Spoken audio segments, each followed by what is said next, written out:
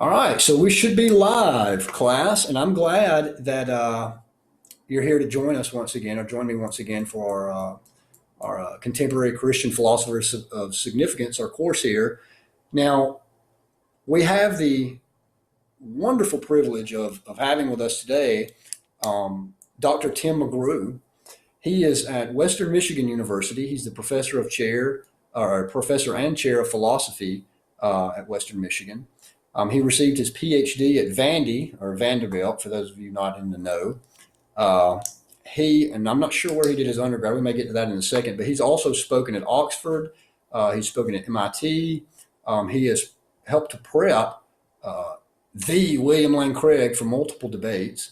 And he's also, just a fun fact, he's also a chess master, literally a chess master.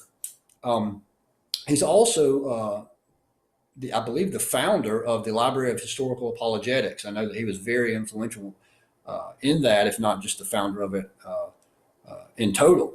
I've actually utilized that resource a few times myself. So, with that said, this is a philosopher that makes other philosophers nervous. So, thanks, Tim, for being with us today. Thanks, Russell. I'm not sure about that nervous line. Now, what does the class think of me? Wow. Okay. Yeah, yeah. Oh well. Yeah, I just want you definitely need recognition, and so just as the point of this class is called, Christian philosophers, contemporary Christian philosophers of significance. In my estimation, you are one of the most influential Christian thinkers that we have, though you are for the most part behind the scenes on a certain level. That's not to say that you aren't making significant impact. Otherwise, I wouldn't even have been so privileged to have you here with us today. So, having said that, is there anything that you want to clarify that I may have gotten wrong in your intro there? No, you did leave out the incredibly important fact that I am good at making paper airplanes. But other That than that, I think we're good. Now I did forget about that, and I knew that, but I forgot to toss that in there, so I should have said that. Toss is the operative word. Yeah. All right, okay, all right. I walked right into that one. Okay, good stuff. All right, so let's get right into this. I'm just going to ask Dr. McGrew here a few questions. If any of you guys, watching in the course want to take notes, and that's obviously fine. In fact, I recommend you do that. So here we go with our first question for Dr. McGrew, and these are going to be some softballs for the most part to get things rolling. Now, what initially drew you, Dr. McGrew, into, say, the study of philosophy, maybe even formally, but then even informally? What drew you into that? So that's a great question. A combination of factors, really. For one thing, I was a library geek. I was hanging out in our local library from the time that I could ride my bike down there by myself. And so I was always browsing the shelves, pulling off books on all kinds of different topics. I read my way through the science fiction section. I was reading books on calligraphy and cryptanalysis and chess and anything I could find. So I ran across some philosophy books there and thought they were quite fascinating. And that piqued my interest a little bit, but I still didn't realize how much there was to study there. But I was raised in a Christian home and always took my Christianity seriously. And in high school, like many people, I started wondering, well, but do we really know that this is true? And I discovered that in order to answer skeptical questions, you had to know some philosophy. So I switched libraries to the college library. My father was a Bible college professor, and they had quite a good philosophy section there. And I took the time to look through that section and began realizing, wow, if I want to be able to answer challenges to my faith all the way down to the ground, this is the field that I need to go into. And so it was at that point that I realized philosophy was going to become a vocation for me. Awesome. So, would you say that it's fair to say that, at least in a loose sense, there was an apologetic sort of underpinning that was driving your desire to learn philosophy? I would, but only in a loose sense, and that in this sense. When I began my inquiry, it was an open possibility that Christianity might turn out not to be rationally justifiable. Hmm. And if that was going to happen, then I was going to have to face up to that. So Right. I didn't enter it saying, well, by hook or crook, I'll find some way to justify what I currently believe. I entered it saying I really want to know whether this can stand up to rational examination. Fortunately, I discovered that it can and more, but I didn't enter it for the purpose of just like covering over any insufficiencies in my belief with good feelings and a sort of pseudo-intellectual air. I really wanted to know the truth. Sure, sure. Now, we didn't get to the undergrad, and this may come into that. Did you go directly into your undergrad studying philosophy as well, or how'd that work? I did not. I attended the Bible college where my father taught for 2 years. I got a tuition break there, and we were not very wealthy, so that was helpful. Hmm. And after 2 years, I transferred to a local university, a Catholic school, actually, the University of Scranton in Scranton, Pennsylvania. And they took for transfer credit every course of mine that did not have the word Baptist in the title. It's very funny, but that's fine. And so, I got in to the Catholic school and did a philosophy major there, but I had really not much by way of formal training in philosophy before I made that jump. Okay, that's cool. Now, just as an aside, did R.C. Sproul have anything to do at the University of Scranton? If he did, I'm unaware of it. All right, fair enough. Now, next question: what would your thoughts be? This is kind of the perennial, question that every philosopher has to deal with that's a Christian, and even I would say a non-Christian. Even non-Christians touch on this area, um, and both have their angles they're going to approach this. But the next question might be: what are your thoughts regarding the question of faith and reason? Is there a relationship between faith and reason? Is faith and reason categories that are completely distinct, almost something like the Noma position, or are they intertwined, or are they just friendly with each other? How do you work this out? What do you think the relationship is between Right. faith and reason? So Thomas Aquinas has a picture of the relationship between faith and reason that I think is useful. And you can think of it as two circles partly overlapping. There are truths that you can know by reason alone. That's one of the circles. There are truths that you are shown by revelation. I'll talk about that in a minute. Those two overlap. And where they overlap, you can check and see whether they're telling you the same thing. And in fact, they are. And so I think there's a consistent picture here. But there are things that reason unaided by revelation, by special revelation, cannot tell you. So I think general revelation and the application of our reason is sufficient to tell us that there is a God. It is not sufficient to tell me whether my sins are forgiven. That's a different level, and I need other kind of evidence for that. But I use evidence even when I'm assessing special revelation, when I'm looking at scripture, when I'm interpreting it, when I'm trying to decide what counts as scripture. Right, there are many holy books. Is it the Bhagavad Gita or the Upanishads or the Quran or the Book of Mormon, or which book shall I turn to? I need a touchstone. I need to be able to determine that.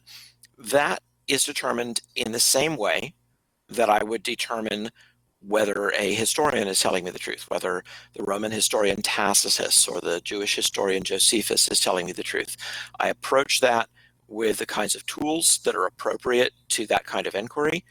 And when I find the truth there, I have the kind of confidence that historical inquiry can give.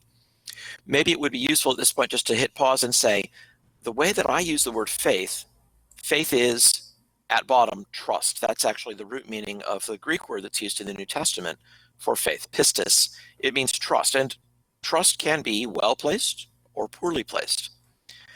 And so I think biblical faith is well placed trust in matters of some consequence. So I'm taking things I care about, consequences I care about, and that they're out of my control, but I am basing my trust on some things that I know. So biblical faith is never blind.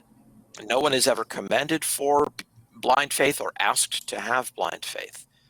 And I can get a whole bunch of quotations on that subject if you want, but there's a harmony between faith and reason that is not the priority of one over the other, in some sense that, there's people who prioritize what they call faith. Sometimes that's associated with Tertullian. I'm not sure that he actually would have recognized it, but that's an idea that is put forward. Some people prioritize reason over faith in some strong sense that their faith becomes sort of just bumping along rider afterward. I think there's a harmony of these two, and I think they converge. So in a book written a few years ago called Four Views on Christianity and Philosophy, I maintained the position that there's convergence between reason and faith between Christianity and philosophy, that philosophy supports Christianity and Christianity completes philosophy, shows us things that we need to know, that we'd like to know, that philosophy, unaided by special revelation, is unable to determine. All right. And so it sounds like that when obviously I lean Thomist. And so the minute you bring up Aquinas and start to talk about the categories and that and as related in that sense, I'm obviously completely on board. Now, here's something. What might you say to this? And just like you said, we can back this particular view up of faith and reason, not revelation over reason, not reason over revelation, but this nice complementary aspect there. And then, of course, as Aquinas would say, philosophy being the handmaiden of theology in some sense. But what might you say, Dr. McGrew, to someone who says, wait a minute. You stated that there's no example of the believer being rewarded for some sort of fideism, right? For some sort of just leap into the dark or whatever. But what about this scripture where Christ tells Thomas, blessed are those that will believe without seeing. What might we say to someone like that? Seeing is only one way to have evidence. There are other ways to have evidence. Thomas himself had evidence. He had the evidence of trustworthy people he knew well telling him they had seen the Lord. I mean, it was a striking and rather shocking pronouncement, but there were many of them. They doubtless had details that they could tell him about it. What was his response? I won't believe unless I see him for myself. Well, I mean, where would we get in science if we took that view? I won't believe in electrons until I see them. Well, you can't see them. They're too small. Light waves step right over them. Well, then I won't believe in them. We do have evidence for the existence of electrons. I won't believe in black holes until I see one. Sorry, sweetheart, you're out of luck. Black holes have gravity so great that light can't escape from the surface, so you literally can't see them. But what you can see is stars down near the center of our galaxy spiraling into some space where you can't see anything.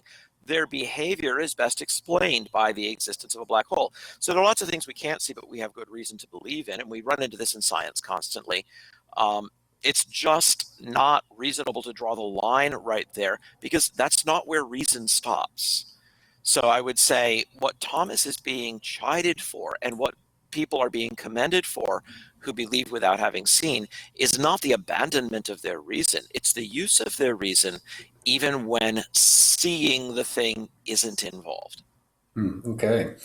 And I think that's usually, a more than sufficient response, because I think that as you acknowledge there and as you point to, that Jesus is not necessarily saying, blessed is the man who has zero evidence. Not at all. He doesn't Yeah. say that at all. He just says, blessed is the guy who's obviously not, he doesn't have his skeptical meter all the way up to his highest, to where you have at this point in time. Of course, we could do the entire interview or discussion with that, but we're not going to.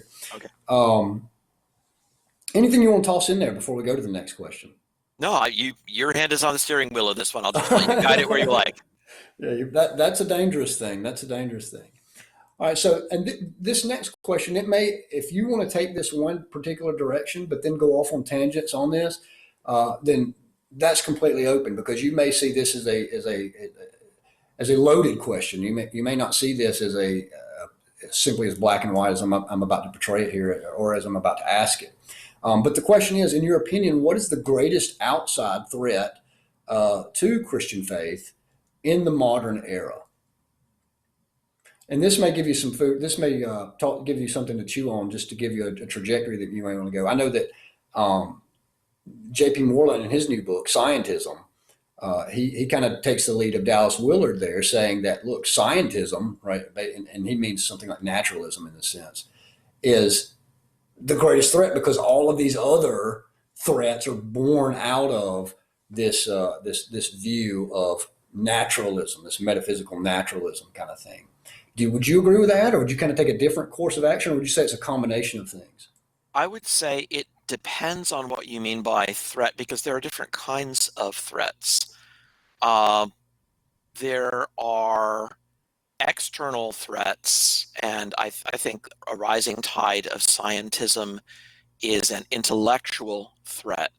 I think a rising tide of social attacks on the morality of Christianity and sort of the Christian remnants of morality in our culture is another kind of threat, a very different one. Culture is collapsing around us. 10 years ago, how many of us would have predicted these changes? I remember when it was the hot issue on life ethics to try to overturn Roe v. Wade. That was really an important thing, that the highest good that we could imagine. Now we can't even get the U.S. Congress to vote to protect infants who are born alive. Yeah. I remember when not long ago, the hot issue on sexual ethics was, holding the line on a traditional definition of marriage. Now we've got the federal government telling us that we can't even decide for ourselves which people are men and which people are women, and they've got to be, entitled to select their own pronouns, and we've got to let them into the bathroom of their choice, and they can get into sporting events. And this is wow. This has really spiraled fast. So I would you remember. say that this is an ideological threat? This Well, this I think aspect that it is. Look at it this way. Whatever your particular political allegiances are, you got to be a little bit shocked that a former vice president of the United States wasn't allowed to get away with saying of Mike Pence that he's a decent guy. Mm-hmm. He was attacked so savagely for that he walked it back. Okay, all right, he's not a decent guy. Mike Pence? Mike Pence makes Boy Scouts look like the scruffy guys out behind the gym smoking. Yeah. Mike Pence is as straight and narrow as they come, and you can't even say he's a decent guy. So this kind of attack is not designed to say that Christian morals and ideals are false. Instead, it's designed to say that they're bad, they're evil, they're bigoted, they're ugly. And so it calls for a different kind of response than a learned argument in defense of the resurrection of Jesus. Plenty of people now will say, I really don't care if Jesus rose from the dead. If this is your God, if this religion is your religion, I want nothing to do with it.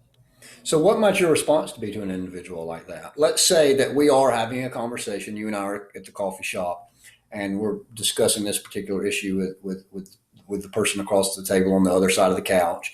And let's say that they do realize that you have come to your belief, right, in Christ, not obviously via the Holy Spirit, but then too through reason and evidence and trying to think this thing through. And then we lay out some sort of case as to why we think that Christianity is not just possible, but plausible. And then they say, well, you know what? Even if that is true, this moral code or these things that you have to believe as a Christian are just so abhorrent that I don't even care if it's true. What might you say to that person? I'd say I think you need to take another look at what the moral code actually is, and I think you need to ask some questions about your own foundations for morality. So, people who go full-bore naturalism, there's a physical universe out there. Consciousness is a late arrival on the scene. It's ephemeral. Ultimately, it's going to die a heat death. I want to say to them, you value certain things. But why? When someone gives an account of the origin of something that makes it impossible for that thing to have the value he places upon it, he has a problem. Sure. So if someone values, let's just say, human equality, right? Very few people, and very scary people when we occasionally encounter them, are openly waving a flag saying, yes, I like racism. I'm a supporter of race. You're like, wow, where did that come from? We don't run into a lot of people like that. Most people will say, well, yeah, no, of course, I'm not in favor of illicit discrimination on the basis of, physical characteristics of that kind. That's just not cool. Okay. Why not? Most of history has seen more powerful peoples enslaving less powerful peoples. Right. Happens all the time, and it happens across lines that we would consider to be ethnic or color lines. It's a mess. Aristotle himself thought some people were sort of naturally fitted out to be subjugated and to serve the role of slaves. Right. Right. Not a pretty picture. So would you try then, would you say that it's fair that what you're trying to do at that point is just tease out the logical implication of the other person's worldview at that point? That's one part of it. But then I would also come back and I would say, now consider what a change Christianity brought. So, for example, many people don't know this, but there's a Jewish morning prayer that a man would say in which he thanks the master of the universe that he is not a barbarian, thanks the master of the universe that he is not a woman, thanks the master of the universe that he is not a slave. It's a Jewish prayer. And along comes St. Paul in Galatians 3, and he says, in Christ there is neither Jew nor Greek. There is neither male nor female. There is neither slave nor free man. We are one. That is a phenomenal statement for a Jewish rabbi to make. Sure. He is taking that prayer and he's turning it on its head and saying, no, and no, and no, you have misunderstood. None of these things gives you any position of privilege before God. We stand on an equal footing here. That is remarkable. If you read Vishal Mangalwadi's book, he's got a wonderful book called The Book That Made Your World. He's a social reformer in India. And he tells you about the kinds of things that are going on in India. Unwanted children, not just, fetuses, not just when they're first born, but 12 years old are being killed by their parents. We don't need another mouth to feed. Mhm. Or sold into prostitution. And he talks about the difference that Scripture makes and that Christianity makes as he has seen it in his culture. If you value these things, then you value things that require some kind of foundation. The more you look into it, I believe, the more you will see that Christianity provides exactly the foundation required for these things to have the values that you instinctively know they do, Right. and nothing else does. Right. So I think that it's probably safe to say then that, um, because I hold this view as well, that probably the greatest external threat to the Christian faith is this ideological belief that one, either Christianity is just false, and then there's just no bones about trying to make that point, hence the new atheists and whatnot, or that even if something like Christianity is true, that it is an ancient, outdated relic in regard to moral positions and moral code and whatnot. Safe to say? Yeah, and not just outdated, but actually, visibly Right, horrific. right. Immoral, right. Immoral in ways that are gross and that all right-thinking people should abandon. Those are the external threats. There is, however, Sure. also an internal threat. I was Uh, just about to say, what do you think as a Christian thinker? What do you think probably one yeah, of the greatest internal threats to Christianity may be? I think the greatest internal threat to Christianity is that Christians haven't the faintest idea why they believe what they believe. All right. Okay. You want to elaborate on that? Yeah, so way back in the early 1800s, William Wilberforce, the guy who throughout his life crusaded to eliminate slavery in England, wrote a book called A Practical View of the Prevailing Religious System of Professed Christians in the higher and middle classes in this country, contrasted with real Christianity. Mouthful of a title. Uh, but As they all were. he starts it off saying that Christians aren't studying the reasons for their own faith. I'll read you a quotation from it. Yeah. In an age wherein it is confessed and lamented that infidelity abounds, do we observe in them, that is, in the Christians, any remarkable care to instruct their children in the principles of the faith which they profess, and to furnish them with arguments for the defense of it? They would blush on their child's coming out into the world to think him defective in any branch of that knowledge of those accomplishments which belong to his station in life, and accordingly these are cultivated with becoming assiduity. Right? We send them to school so that Right. they speak well, they have manners, but he is left to collect his religion as he may. The study of Christianity has formed no part of his education, and his attachment to it, where there any attachment to it exists at all, is too often not the preference of sober reason and conviction, but merely the result of early and groundless prepossession. He believes it because he was taught it. He was born in a Christian country. Of course, he's a Christian. His father was a member of the Church of England. So is he. When such religion is handed down among us by hereditary succession, says Wilberforce, it cannot surprise us to observe young men of sense and spirit beginning to doubt altogether the truth of the system in which they have been brought up and ready to abandon a station which they are unable to defend. They have no idea why they should be Christians. As my friend Frank Turek likes to put it, they're talked out of it because they've never been talked into it. All right. Yeah, his intro to his podcast there. That's right. And trust me, I'm a college professor at a secular university campus. I see the end result of this. Students who come to the university, they're hit with objections they had no idea existed, and then they implode. Right. So and that's a sad sight.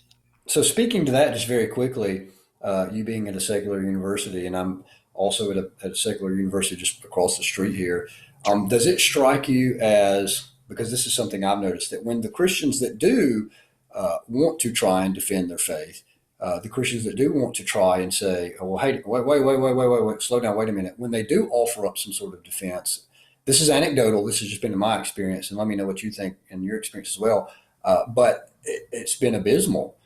They'll immediately give up, say, an attribute, a classical attribute of God's, any of the omnis to try to get out of a particular problem. They'll say things like, I had a student just yesterday say, well, we know God made, mistakes. And so, that things of that nature. Is that also something, is that germane just to West Georgia, my region, or is that something? Only, no. Yeah, I believe the Babylon Bee has one of their pieces. Like, does anyone else have a piece of blatant Christological heresy they'd like to share? Right? Yeah. No, this is again both a symptom and a result of our failure to do discipleship of the mind. Right. When Jesus is telling us the greatest commandment, he says, you shall love the Lord your God with all your heart and all your soul and all your mind. And we tend to just leave that mind bit out of it. I want to say, go back and reread Matthew 22, people. There's this thing you need to see there. But we leave that out, and we think it's okay if you have good manners. Right. We all know there's a kind of a debased sense of the word Christian that just means polite person. Right, sweet boy. Right. Oh, he's a good Christian lad, and Right. That's not what it means to be a Christian. Right. And so when we leave that out and when we put substitutes in for it that are poor substitutes, that should never have been placed in that position, then we're really just leaving ourselves wide open for a takeover. Sure. It's like having a castle that's got a wall and a gate and a drawbridge, and you lower the drawbridge, open the gate, and just let the enemy march right in. Right. We could take that right now to a hot button political issue on one side of the country right now, but we're just not going to, we won't go there. But good point.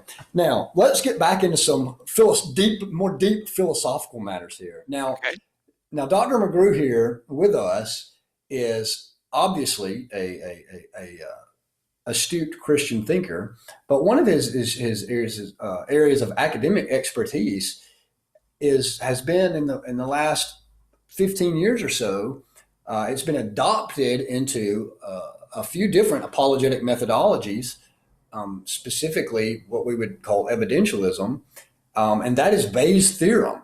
Now, especially in light of an argument for the resurrection. Now, Dr. McGrew here before us is literally, and I'm not ashamed to say, one of the most astute thinkers, and how do I want to say this? I'll just say teacher of Bayes' theorem. Now, most of us here, right, in this particular class, are going to have at least have heard of Bayes' theorem and hopefully have interacted with in some sense. But Dr. McGrew, if you just had before you an intelligent layman, right, who maybe has had some training, but not necessarily an expert in these types of things, how would you explain the enigmatic Bayes' theorem to the average intelligent Yeah, it's a individual. little bit like saying, please explain the Pythagorean theorem without math. But I'll give it a try. Yeah, here we So go. Bayes' theorem is basically a device that coordinates the probabilities that we give to things. If I say, I think the Patriots have a 20% chance of winning the Super Bowl next year, but I think that they've got a 90% chance of not winning the Super Bowl, I have a problem. 20% and 90% add up to more than 100%. Something Right, went wrong here, right? right. That it's true and that it's false. So there are principles that organize our probabilities, and then there are some rules that show us very compelling ways of changing our minds and readjusting the probabilities that we give to things when we get new information. Bayes' theorem is at the heart of that. Without going into any equations, without writing something on a whiteboard and then turning it around and Right. showing it to you, I guess maybe the simplest way to explain it would be to say it's a little bit like taking a theory for a test drive, right? Suppose you want to buy a car, and where you live, there's a fair amount of snow and ice. So on a snowy, icy day, you go out and you drive a couple of cars, you see how they handle, right? Do they do well? Are they skidding all over the road? Do you feel safe in them? You figure out how it performs vis-a-vis the conditions that you know you've got. Right. And some are going to perform better than others.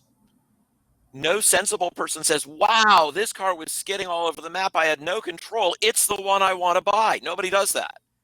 We say, I prefer something that's got, I really like that four-wheel drive thing there. I know it's a little more pricey, but I think that may be where I'm going to go.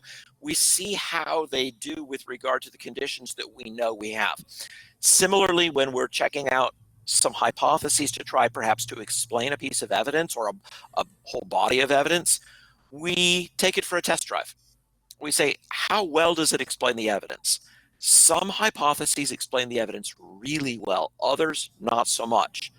And some hypotheses come, so to speak, come cheap, or they don't cost us too much. If we can find a hypothesis that's not too costly, that's not too implausible on its face, and that also does a really good job with the evidence we have, fabulous, then that's the way to go.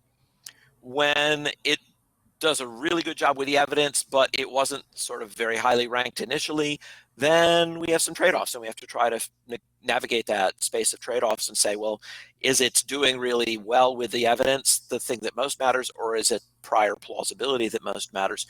So sometimes those considerations can pull us in opposite directions, just like the price of a car and how well it handles may pull us in opposite directions. Wow, I love the way this feels on the road, but it was really a little bit out of the price range I'd hoped to hit. And so we negotiate that, we figure out where we fall on that. Bayes' theorem is a tool for doing that with hypotheses and evidence that has some really beautiful, rigorous mathematical backing and enables us to make these intellectual trade-offs in a principled way. Mm. So that's what it does for us. And it does it with a little bit of high school math. I promise you can understand Bayes' theorem with just addition, subtraction, multiplication, division, and a little bit of new notation, and you're good to go. But that would take more time than we have here, and you Sure. didn't ask me to do the math, so I'm out on that. Yeah. That's right. That's right. And of course, there are people that have employed Bayes' theorem in arguments. I think that it's kind of a people see math and they immediately, go into some sort of shock. But I know that William Lane Craig at one time was using Bayes' theorem in his argument for the resurrection. I know that Licona was at one time using Bayes' theorem in some I sense. think Mike Licona was less inclined to use it. Bill did use it in his debate with Bart Ehrman, and it shows up in the third edition of Bill's book, Reasonable Faith. That's right. That's right.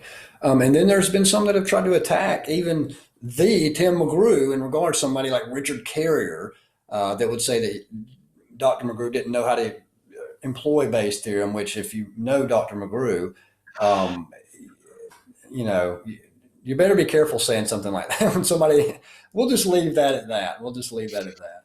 As I recall, Richard ended up apologizing and saying he was wrong about that. Yes. Well, that's great to know. I'm glad to know that. I'm glad the students get to hear that too, just in case they do run across that.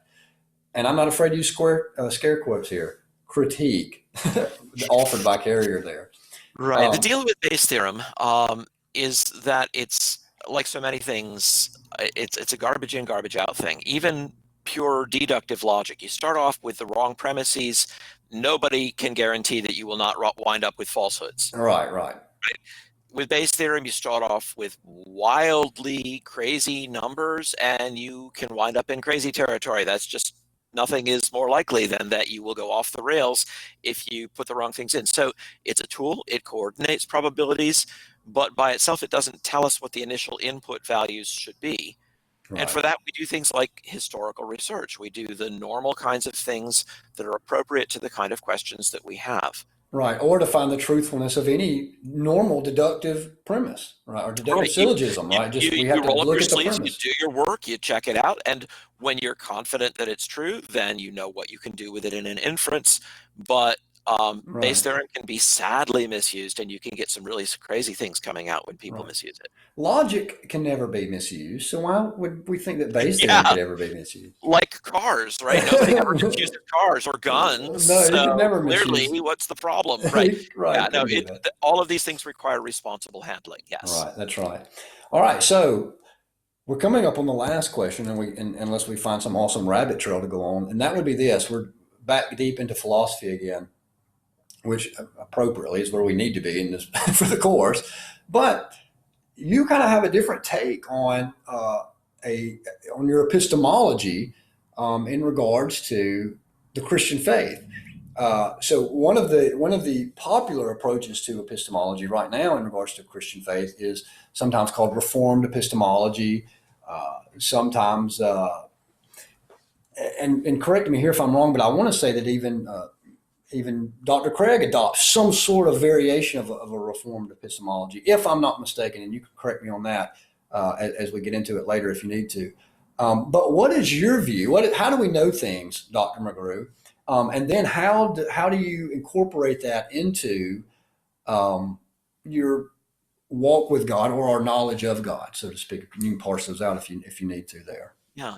So just I'll back all the way down to the ground here and say um, there are some things that we know without reasoning our way to them from other things. Right.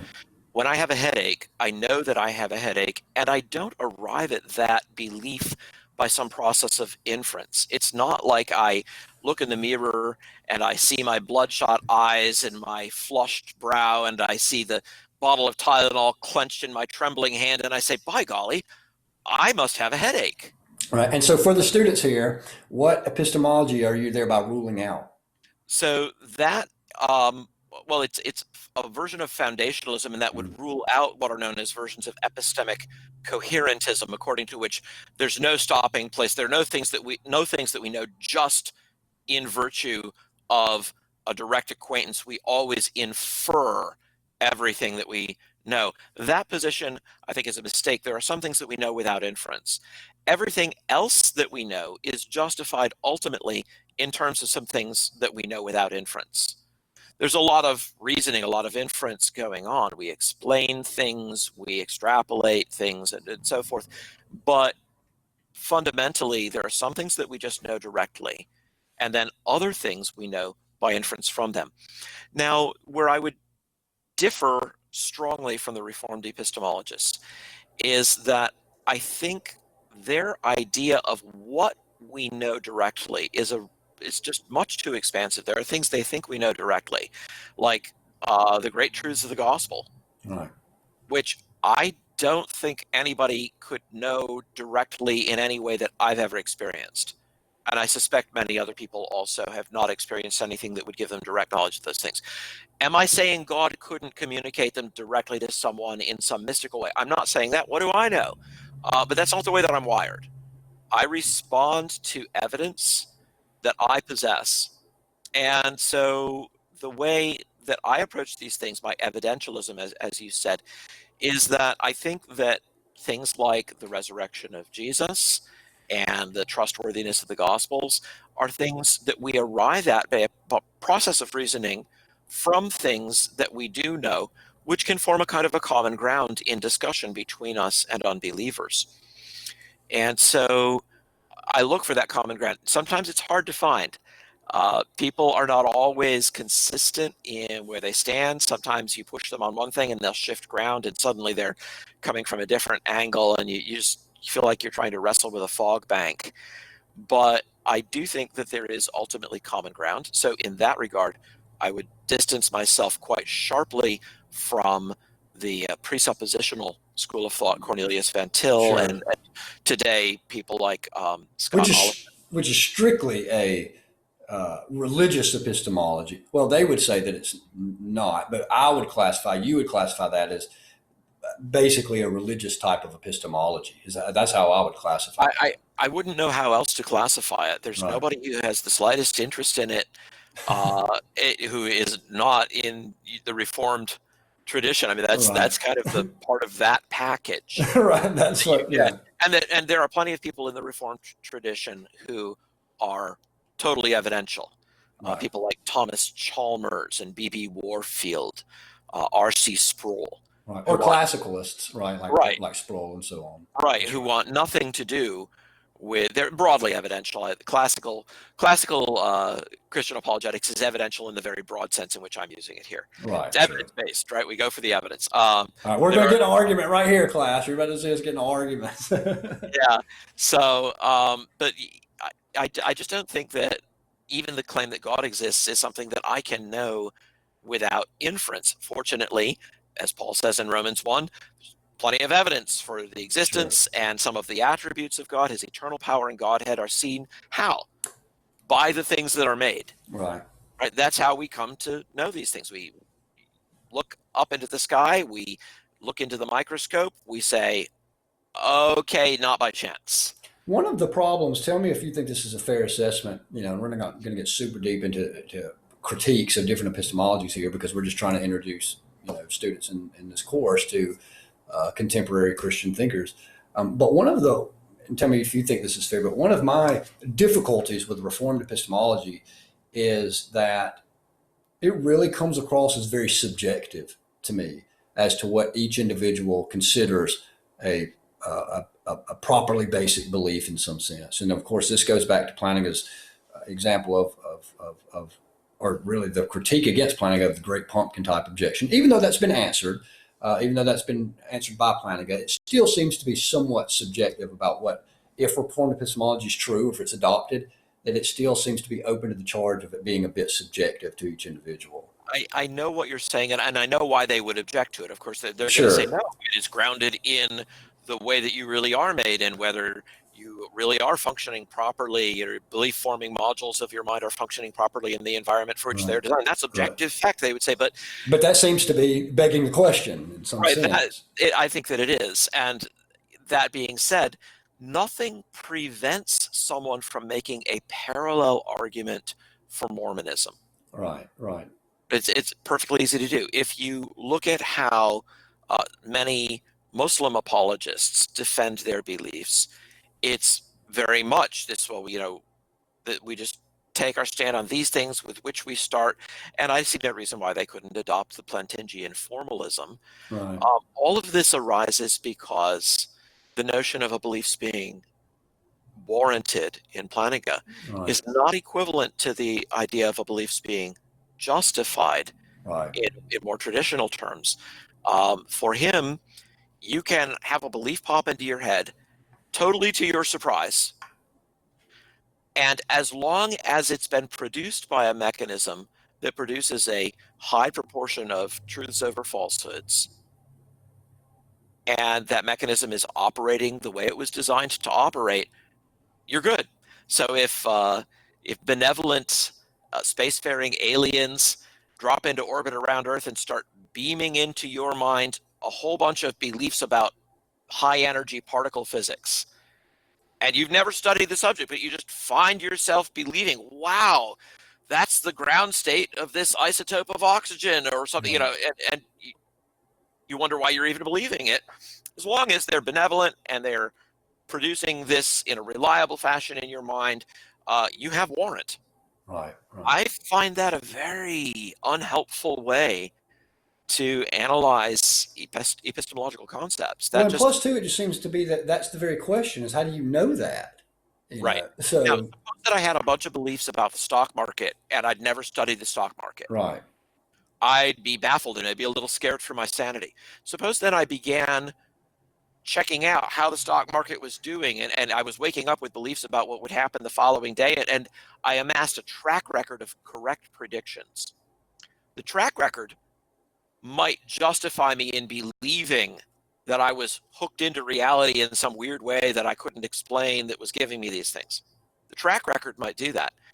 But I would not then move backward from that and say, so, when I woke up and had the first of these crazy beliefs about what was going to happen to the stock of Microsoft, I knew it. right, No, I didn't know it. And if I know it now, it's in virtue of my having seen a track record of right, success, not in virtue of the way that I just spontaneously happened to have it produced. right, which is exactly backwards. Right. Which is exactly backwards. And Yeah. so, So that would be that's sort of the first steps in the kind of critique that I would lay out of right. that approach. But there are other able advocates of that view, and they've got their own things to say. And so I think Absolutely. I mean, we both you and I both would be willing to say with great charity, and if he weren't so popular, I would have him on with the class to say that Alvin Plantinga is one of the greatest absolutely. Oh, influential, contemporary Christian thinkers and philosophers that we have at this moment. that's indisputable. Hmm. But there are nevertheless, I think, very deep and troubling questions that arise when you really try to push that line of thought as far as it can go. Right. At least in regards to epistemology there. So, well, Dr. McGrew, I've super enjoyed this time that we've got to speak with you. Is there anything at all that you would like to add or to say, maybe that we left out? Oh, maybe you would want to, well, maybe we can get into this another time. I was going to bring in when you were talking about the definition of faith and faith's relationship to reason. And maybe I'll just have to tell the students now to go check this out on their own. But you guys really need to look at. Dr. McGrew had a debate a few years back. I remember I was working out, literally listening to this on like a podcast where Dr. McGrew debates Peter Boghossian, the guy who wrote How to Create an Atheist Skeptical kind of deal in regards to epistemology. Boghossian likes to call this street epistemology, and he likes to frame faith, the definition of faith for the Christian, as believing in things without reason at all, and maybe even in spite of evidence and reason. And Dr. McGrew and he literally have a debate over this. I believe it was on the Unbelievable radio show. Is that correct, Dr. McGrew? That's right. It was about 5 years ago in the spring of 2014, I believe. Okay. We had that debate, and Justin and I both said we'd love to go round two if Peter would like to do it, but he's been too busy since then to come back and re-engage. Right. Of course, he's been too busy. Of course, licking his wounds probably. So, if you guys want to check that out, that's in relation to the second question here. What are your thoughts regarding the perennial question of faith and reason? You'll be able to get a nice, robust view of Dr. McGrew's views in regard to faith and reason, and then what he believes faith to be. Right, the actual definition of faith. If you go check out that debate, Unbelievable radio program, Dr. McGrew versus Peter Boghossian, in debating faith and what faith is and how that relates to reason and epistemology and all those sorts of things. Just a really nice, fun kind of interaction there. I thought it was fun. Yeah, I thought I had a great time. I mean, well, I guess it depends on which side of the coin you're listening to the thing on. I had a great time. Maybe if you're a Boghossian advocate, maybe it wasn't necessarily so fun.